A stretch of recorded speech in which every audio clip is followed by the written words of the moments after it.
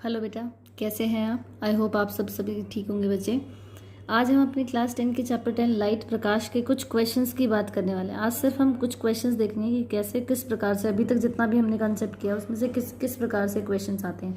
First question है बेटा आपके पास, जैसे यहाँ पर हमें पता है ये आपके पास एक रिफ्लेक्टिंग सरफेस दिया हुआ है। जब इस रिफ्लेक्टिंग सरफेस पे कोई भी लाइट इंसिडेंट होती है, जब किसी रिफ्लेक्टिंग सरफेस पर कोई भी लाइट इंसिडेंट होती है तो वो इंसिडेंट होकर क्या करती है बेटा, रिफ्लेक्ट हो जाती है। मतलब ये आपतित किरण है, ये इस पर टकराएगी और ये क्या हो जाएगी बेटा, ये परावर्तित हो जाएगी। ठीक है, तो आपको सबसे पहले क्या करना है, इसमें आपको फाइंड आउट करना है कि एंगल आई कहाँ और एंगल आर कहाँ। हमें पता है बेटा ये आपतित किरण है, ये परावर्तित किरण है और ये बीच में बना रही है अभिलंब। ये क्या बन रहा है बेटा, ये अभिलंब। और अभिलंब हमेशा कितने डिग्री का कोण बनाता है बेटा, ये 90 डिग्री का कोण बनाता है। ठीक है, तो हम एंगल आई की बात कर रहे हैं। एंगल आई और आर आपको पहचानने आने चाहिए।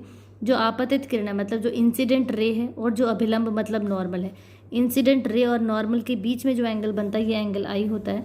और इंसिडेंट आपके पास रिफ्लेक्टेड रे, ये आपकी परावर्तित किरण रिफ्लेक्टेड रे, और आपके नॉर्मल के साथ जो एंगल बनता है उसको बोलते हैं एंगल आर। आपको ये दोनों ही फाइंड आउट करने हैं। देखो बेटा, अभिलंब अगर मैं बात करूँ, नॉर्मल जो है अभिलंब है वो 90 डिग्री का एंगल यहाँ बना रहा है, तो वो 90 डिग्री का ही यहाँ बनेगा। ठीक है, तो सबसे पहले काम हमारे पास क्या होना चाहिए बेटा, हमारे पास काम होना चाहिए एंगल आई और एंगल आर को पहचानने का। तो ये हमारे पास एंगल आई बन रहा है, ये आपका एंगल आर बन रहा है। हमने देखा कि ये जो रिफ्लेक्टिंग सरफेस है, ये जो रिफ्लेक्टिंग सरफेस है, रिफ्लेक्टिंग सरफेस और जो आपके पास कौन सी लाइट है बेटा, इंसिडेंट रे है आपके पास, जो आपतित किरण है, इनके मध्य जो एंगल बन रहा है वो हमें 45 दिया हुआ है। तो ये टोटल एंगल हमारे पास 90 डिग्री है। तो एंगल आई जो निकलेगा वो 90 माइनस 45 निकलेगा, क्योंकि ये पूरा कोण हमें पता है 90 डिग्री का है। तो इस 90 में से ये 45 घटा देंगे तो मेरे पास एंगल आई निकल जाएगा। तो 90 माइनस 45 डिग्री हो जाएगा, दैट इज ये आपका निकलेगा बेटा 45 डिग्री। ठीक है, इस तरीके से आप एंगल आई फाइंड आउट कर सकते हैं। और हमारे पास जो रिफ्लेक्शन के नियम है, जो हमारे पास परावर्तन की नियम है, लॉज ऑफ रिफ्लेक्शन है, उसमें हमारे पास एक नियम होता है कि angle I is equal to हमारे पास क्या होता है बेटा, एंगल आर होता है। ठीक है, क्या होता है, एंगल आई बराबर एंगल आर होता है। और एंगल आई हमने कितना निकाल दिया, दैट इम्प्लाइज एंगल आई हमने 45 डिग्री निकाल दिया, तो एंगल आर भी हमारे पास क्या हो जाएगा बेटा 45। तो एंगल आई भी 45 है आपके पास, और एंगल आर भी कितना है बेटा आपके पास 45 डिग्री है। अब सेकंड क्वेश्चन देखिए। सेकंड क्वेश्चन में हमारे पास ये रिफ्लेक्टिंग सरफेस है। ठीक है, सबसे पहले हमें देखना है ये हमारे पास नॉर्मल है, अभिलंब बन रहा है। ठीक है, ये आपकी इंसिडेंट रे, कौन सी रे है बेटा, इंसिडेंट रे, मतलब ये आपकी आपतित किरण है।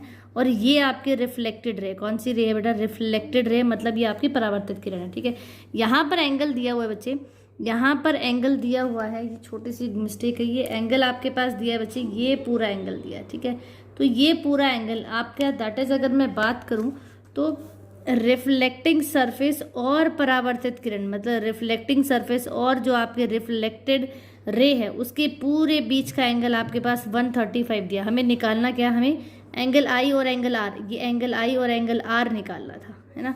तो अगर मैं देखूँ तो देखो बेटा, ये पूरा कितने का कोण होता है, 90 डिग्री का कोण होता है, 90 डिग्री का कोण होता है ना हमारे पास। अब अगर मैं इस 135 में से, इस 135 में से ये एंगल मैं निकाल दूँ, मतलब एंगल आर जो निकल जाएगा मेरे पास 135 में से, अगर मैं ये 90 डिग्री का एंगल निकाल दूँ तो मेरे पास क्या बचेगा, angle R, that is equal to आपके पास कितना आएगा बेटा 45 डिग्री। कितना आ जाएगा बच्चे, 45 डिग्री आ जाएगा। और अगर आपने एक बार एंगल आर फाइंड आउट कर लिया तो अकॉर्डिंग टू द लॉज हमारे पास एंगल आई बराबर एंगल आर होता है। तो हमारे पास जो एंगल आई है वो भी कितना निकल जाएगा, 45 डिग्री निकल जाएगा। तो इन क्वेश्चंस में आपको ध्यान ये रखना है कि कहाँ एंगल आई बन रहा है, कौन सा एंगल आपके पास दिया हुआ है।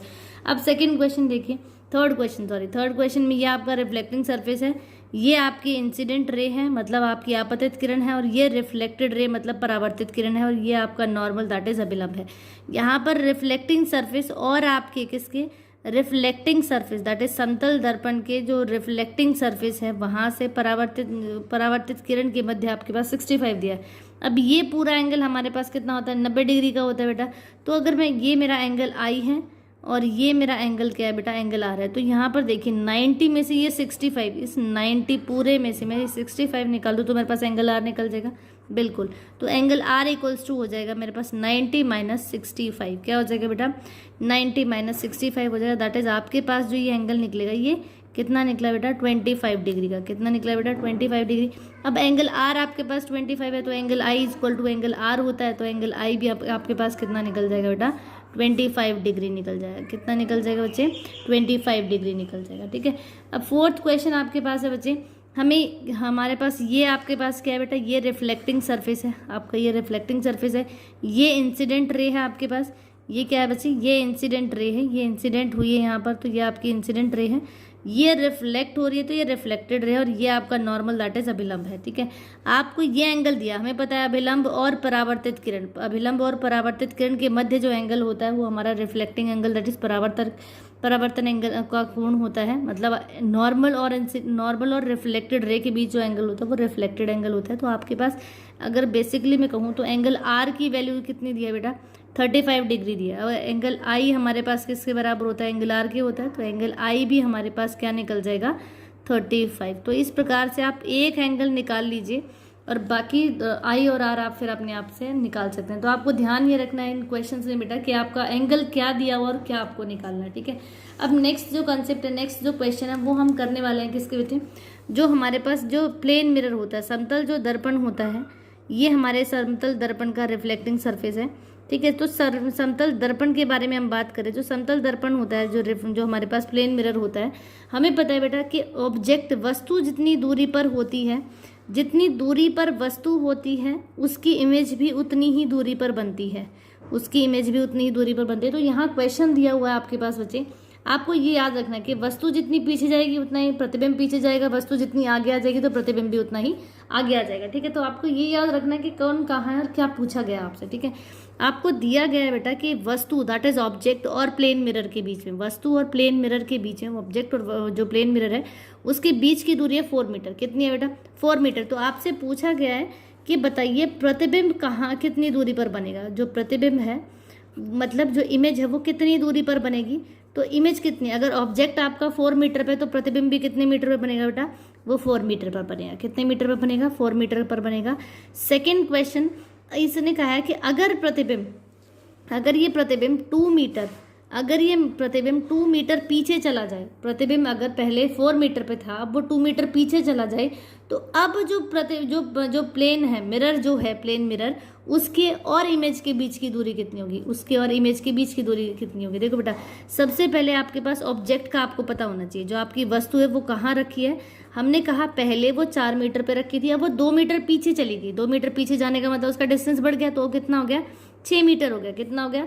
6 मीटर हो गया। अब हमें पता है जो ऑब्जेक्ट जितनी दूरी पर होगा, ऑब्जेक्ट की दूरी किसके? इमेज की दूरी के बराबर होगी। मतलब वस्तु की जो दूरी है वो प्रतिबिंब की दूरी के बराबर होगी। ठीक है, दोनों की जो दूरी किससे? प्लेन मिरर से दोनों की दूरी क्या होती है? बराबर होती है। तो अगर ये वस्तु हमारी कितनी 6 मीटर पे आ गई है, तो अब हमारा प्रतिबिंब भी कितना बनेगा? वो 6 मीटर पर ही बनेगा। मतलब इमेज भी आपकी 6 मीटर पर ही बनेगी। लेकिन अगर आपसे पूछा जाए यहाँ पर कि 2 मीटर पीछे जाने के बाद आपको निकालनी है वस्तु और प्रतिबिंब के बीच की दूरी, वस्तु और प्रतिबिंब के बीच की दूरी निकालनी है। मतलब आपको ऑब्जेक्ट और इमेज के बीच कितनी दूरी है, ऑब्जेक्ट और इमेज के बीच कितनी दूरी है वो निकालनी है। देखो, इस ऊपर वाले क्वेश्चन में हमें पूछा था कि मिरर से, जो मिरर है प्लेन मिरर, उससे जो प्रतिबिंब है इमेज, उसकी दूरी कितनी होगी? तो वो हमें तो 6 मीटर मिली। लेकिन अब आपसे पूछा है बेटा कि जो वस्तु यहाँ आ गई है, जो वस्तु 6 मीटर पे आ गई, उसकी और ये जो प्रतिबिंब भी हमारा 2 मीटर पीछे चला गया, इसके बीच में, ऑब्जेक्ट और इमेज के बीच में अब कितनी दूरी है? देखो, पहले तो 4 थी, 4 + 4 8 थी, अब वो 2 मीटर पीछे आया तो 6 हो गया, तो ये भी तो 2 मीटर पीछे गया, तो 6 और 6 कितना हो गया बेटा? तो अब ये जो दूरी है वो कितनी आ जाएगी? 6 + 6 हमारे पास 12 मीटर आ जाएगी। कितनी आ जाएगी बेटा? 12 मीटर आ जाएगी। ठीक है, तो आपको ये याद रखना है कि आपसे पूछा गया है और क्या गया है और कैसे निकालना है। अब जैसे इसी क्वेश्चन में मैं थोड़ा सा इसको चेंज कर दूँ कि अगर ये जो वस्तु है मेरा वो 2 मीटर आगे आ गई है। ठीक है, जो मेरी वस्तु है वो 2 मीटर आगे आ गई है, और अब जो वस्तु और किसके जो प्लेन मिरर है उसके बीच की दूरी सिर्फ 2 मीटर है। कितनी है?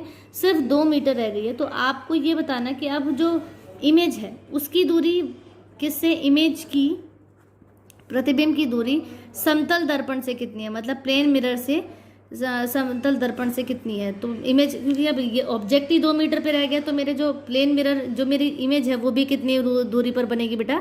वो भी हमारी कितनी बनेगी? वो 2 मीटर पे बनेगी। तो इमेज की दूरी समतल दर्पण से कितनी हो जाएगी बेटा?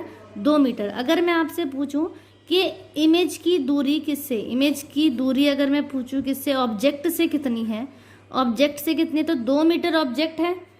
देखो समतल दर्पण से 2 मीटर पे मेरा ऑब्जेक्ट है और तो 2 ही मीटर पे क्या है, मेरी इमेज बन रही है।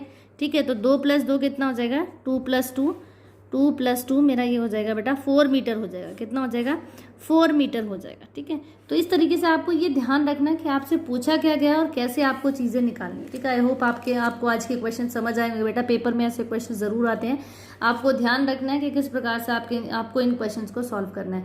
चलिए, अगर अभी तक आपने मेरे चैनल को सब्सक्राइब नहीं किया बेटा तो नीचे दिए हुए लिंक पर क्लिक करके आप मेरे चैनल को सब्सक्राइब कर सकते हैं।